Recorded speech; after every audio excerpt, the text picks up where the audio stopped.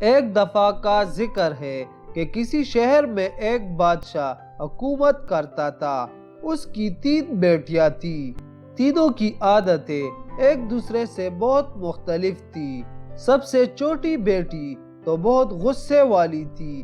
اگر اسے کسی بات پر بھی غصہ آ جاتا تو وہ کسی کا لحاظ نہ کرتی تھی۔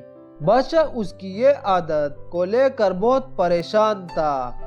اس لیے اس نے چھوٹی بیٹی کے لیے ایک ٹیچر کا انتظام کر لیا۔ بادشاہ نے اس استاد سے کہا کہ اگر تم اس کا رویہ بدل دو گے تو میں تمہیں قیمتی جواہرات انعام میں دوں گا۔ تو استاد نے بادشاہ کی شرط منظور کر لی۔ جب وہ بادشاہ کی بیٹی کو پڑھانے لگا تو اس نے اپنی شاگرد کو کہا، ہم پڑھنے سے پہلے ایک گیم کھیلا کریں گے۔ اس پر بادشاہ کی بیٹی بہت خوش ہوئی اور اچھلنے لگی۔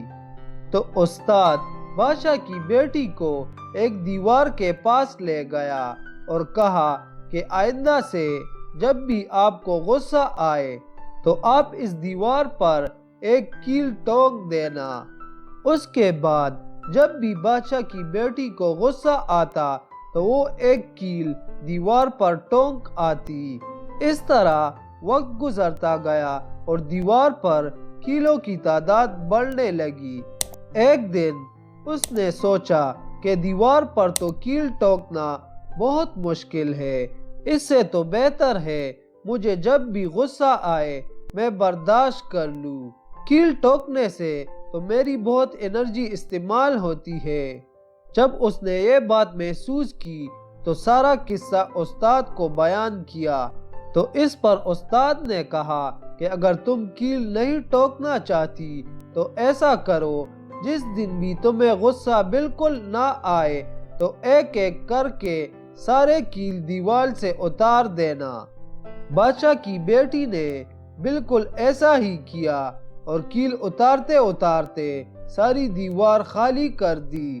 اس طرح بادشاہ کی بیٹی نے اپنے غصے پر قابو پانا سیکھ لیا تھا۔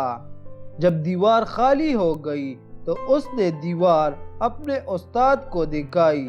اس پر استاد نے کہا، دیکھو ابھی بھی اس دیوار میں کچھ ہے۔ تو بادشاہ کی بیٹی نے کہا، دیوار تو بالکل خالی ہے، اب تو اس میں کوئی کیل نہیں ہے۔ لیکن غور سے دیکھنے پر بادشاہ کی بیٹی کو کیلوں کی جگہ بنے ہوئے سوراخ نظر آئے۔ تو استاد نے کہا، جب ہم کسی پر غصہ کرتے ہیں تو حقیقت میں ہم اس کا دل دکھاتے ہیں۔ ہم بھلے ہی بعد میں اس سے معافی مانگ لے لیکن دل میں چھید ضرور رہ جاتا ہے۔ استاد کے اس تجربے کی بنا پر بادشاہ کی بیٹی بہت اچھے سے سمجھ چکی تھی اور آئندہ غصہ کرنے سے پرہیز کرنے لگی۔